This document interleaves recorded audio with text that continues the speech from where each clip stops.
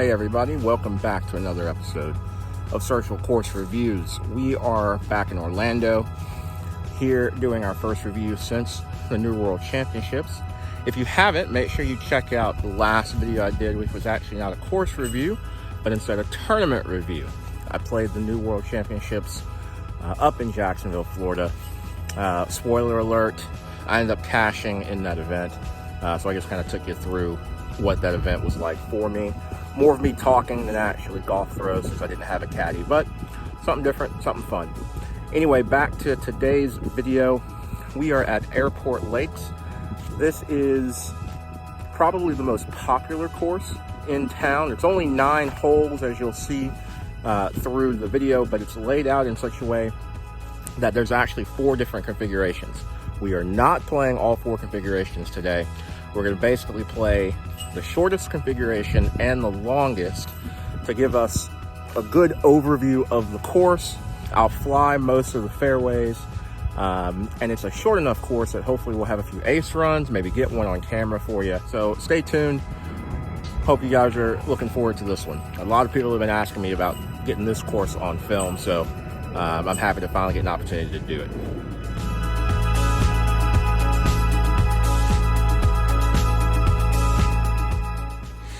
Hole 1 starts the course off with a deceptively open look based on the layout of the rest of the course.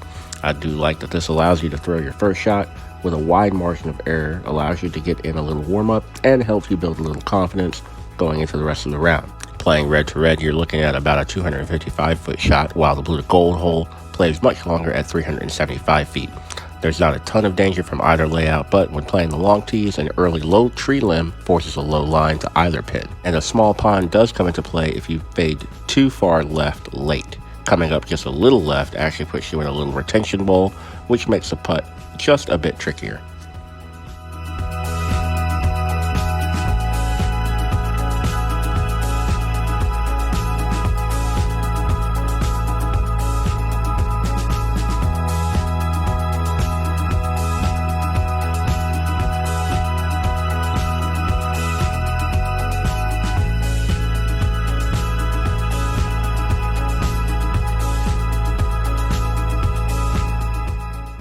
With hole 2, we start to see a little bit of the shot shaping required on this course.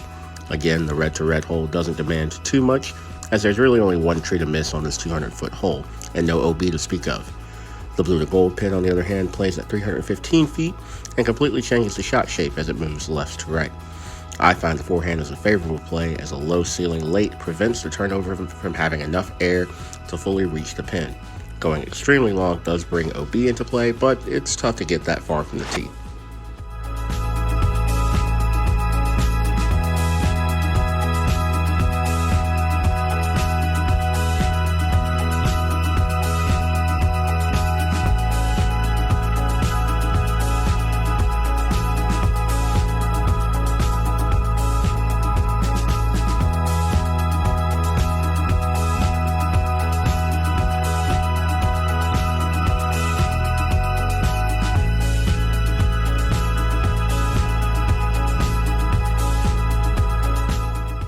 With hole 3, we really start getting into the meat of the course. The red to red and blue to gold holes are essentially the same shot shape, but with different distances. Red to red plays 195 feet, while blue to gold plays at about 307.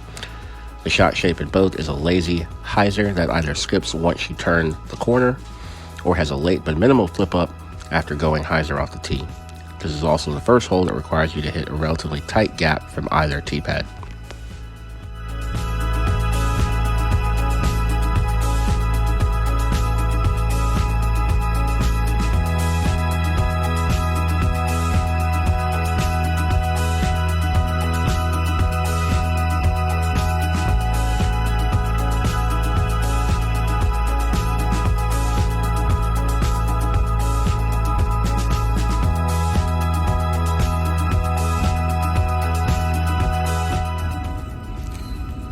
Airport Lakes is one of my favorite courses in town, not because it's the most challenging. In fact, it's probably one of the easiest courses that we have out here. But what I really like about it is there's a lot of ace runs. Now, anyone who knows me knows I don't get hole-in-ones. This is my thing. I literally only have 4 in my entire career. but it's still fun to have a course that's short enough that literally every basket is reachable, and many of them are directly in front of you. This next hole, hole 4, is one of the few where neither one of the baskets from the long tee is really a true ace run. It's reachable, but it requires a little bit of luck and navigation of trees to really get to the green. So we're going to give this one a shot, see if we can ring it up. You'll also notice this hole in particular has a true local route. The first flyover I gave you was through the traditional route, which has a gap that is shorter than my wingspan, but it's only 15 feet off the tee. So I actually take a wider route that goes over the gold basket for hole 3. A little bit more open, better chance at actually getting the ace if we're able to get through some of the lucky stuff towards the end.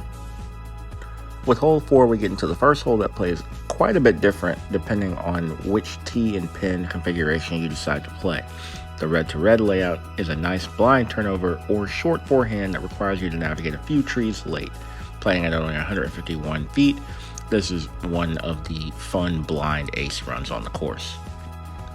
Be aware that there is barbed wire fencing along the left side of the fairway and deep of the gold pin, which does play as out of bounds.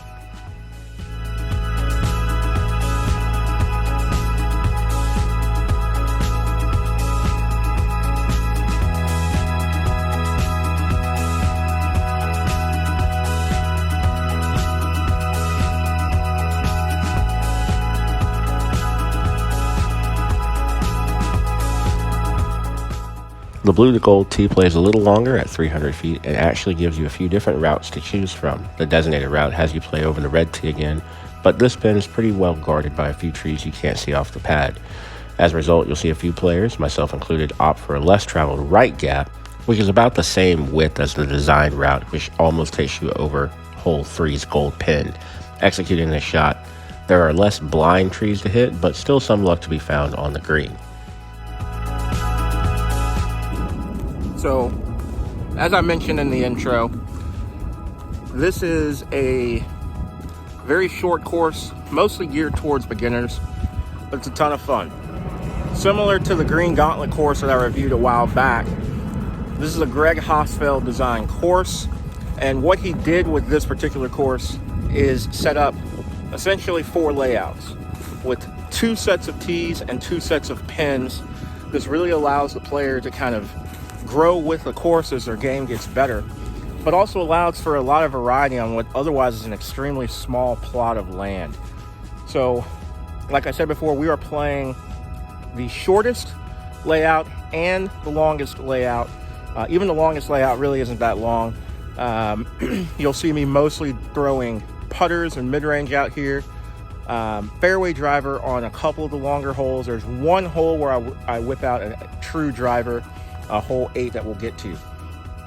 But if you're looking for a course where you can get a quick 9 in, I can play this short layout in about 15 minutes, 20 minutes or so if I really am crunched for time.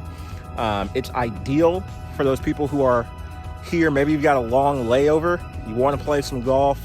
The airport is literally 20 minutes down the road, hence the name of the course, Airport Lakes. And it really is ideal for just getting a very quick, nice 9. Hole 5 is the most grammatically different hole on the course depending on the layout you play. Red to red gives you another short 196-foot hole that only has a bush to the left and a tree on the right to avoid late. Be careful though, as a dirt sidewalk behind the pin does play out of bounds.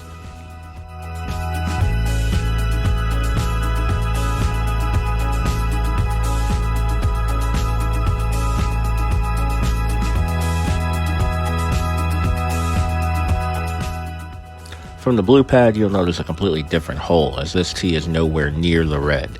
The gap required to hit is much tighter and longer, and hitting anything early brings bogey into play really quickly, even on this very short hole. There's also a fun gap I like to throw on occasion, which you'll see in a second.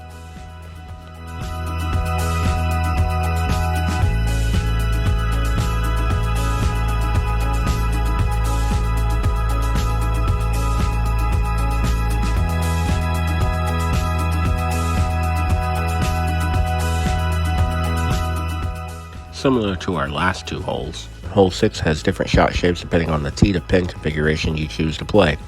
The red to red layout is a pretty straightforward tight tunnel gap with danger to the right and manageable trees to the left. At only 253 feet, it's not the length that gets you, but the rough if you hit early or get a bad kick.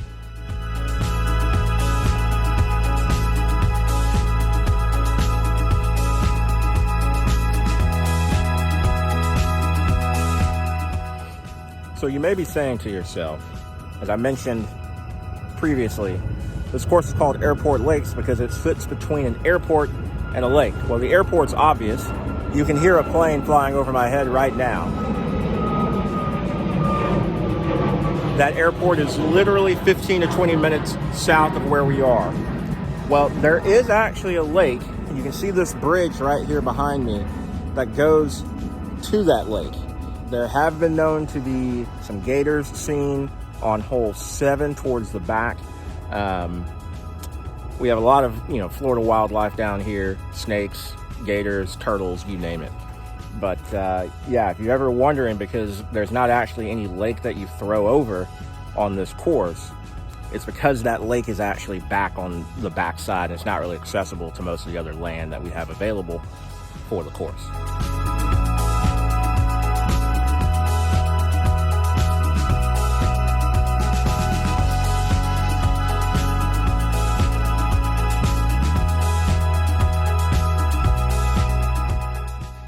The blue to gold configuration gives you the option of a shot shape that essentially plays over the red tee and is safe, or as you'll see me throw, gives you a left to right shot that requires some luck. If you're able to hit it, in particular going to the left of this Y-shaped tree, it does bring eagle into play on this relatively short 414-foot par 4.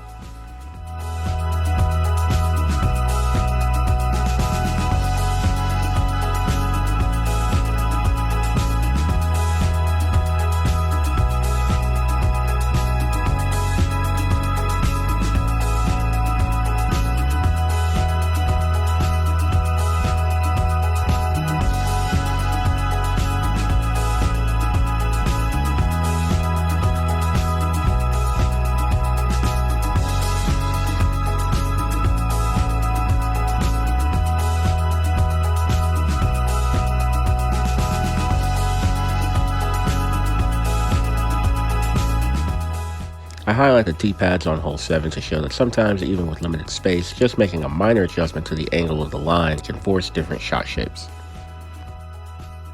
The red to red configuration plays at only 154 feet, but is dead straight ahead where you can see the pin the entire way.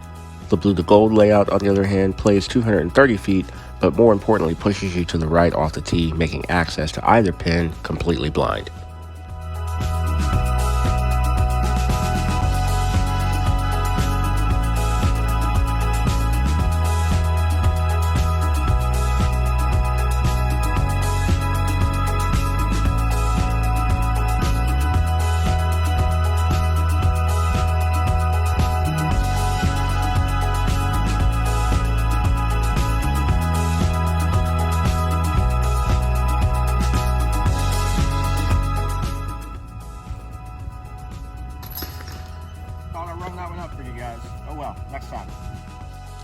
Hole 8 is the only one on the course that's going to require you to throw at least a fairway driver.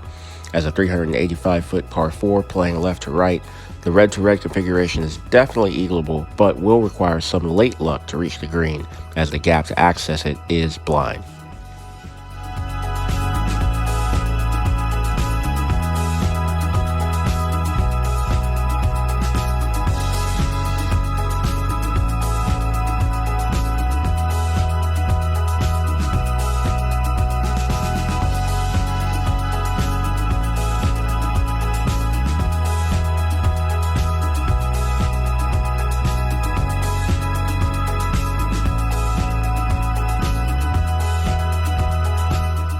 The blue to gold layout also has some late luck, but gives you some options. After hitting the initial tight gap playing over the red tee, you can either try to play a late left to right turn towards the red pin with very late fade to get to the wide open fairway, or just play straight and try to fade hard left almost to 6's red tee. At 515 feet, it's the only true par 4 on the course.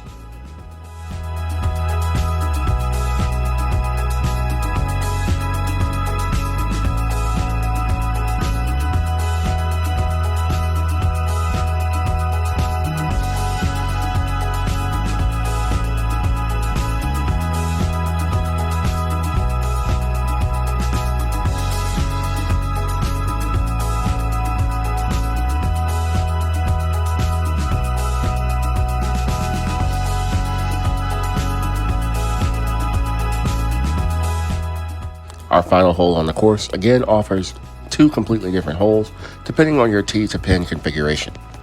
Red to red is only 194 feet and gives you the option of hitting a very tight gap roughly 100 feet in front of you, or playing the more open right to left gap, which brings an OB sidewalk into play.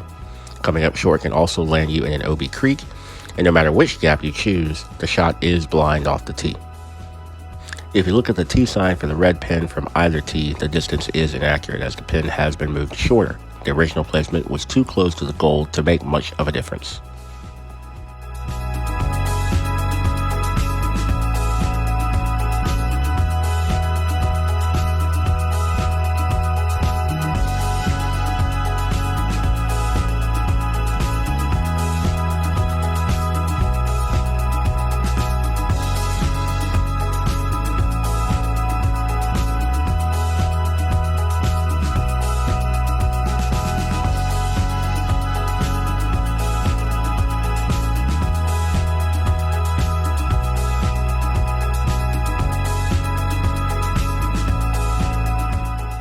The blue to gold pin is literally a completely different hole and offers you only one choice from the tee.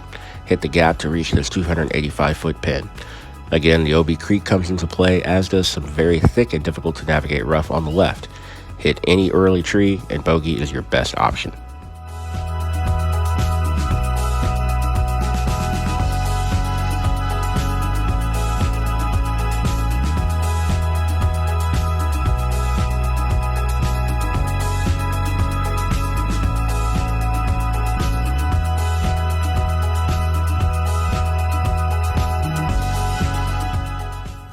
So that wraps it up here at Airport Lakes. I hope you enjoyed that little walkthrough.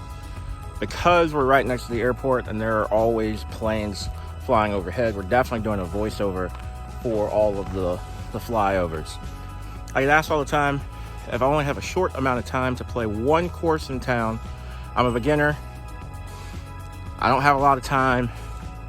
This is the course that's worth coming out to play. Now, it's a little out of the way if you're downtown, but if you're anywhere near the airport, I would definitely give it a run. It's by far the most popular course in town and hosts the most popular event. We do a Thursday night doubles out here this time of year because it's dark at 5 o'clock. It actually is glow golf. Draws anywhere from 30, sometimes 40 people. And it's a blast. So if you're ever in town on a Thursday afternoon, make sure you hit that up for sure. Ordinarily, when I come out here, if I've got time for 18, the way I do it, I'll play the very short layout first. Then I'll come around and I'll do the long layout. That way I get a nice warm-up. As you saw, I'm mostly throwing putters on pretty much every shot except for hole 8. So this is a great course to come out and play if you have a limited amount of time. If you have the kids with you, which I often do, and they have zero interest in playing, there's a playground right over there that they can go play. And it doesn't take very long to actually get through a round, so even my kids are willing to come out when they know it's going to be a quick 9. Once again, thanks for coming out to another surgical course review. I hope you've enjoyed this series thus far.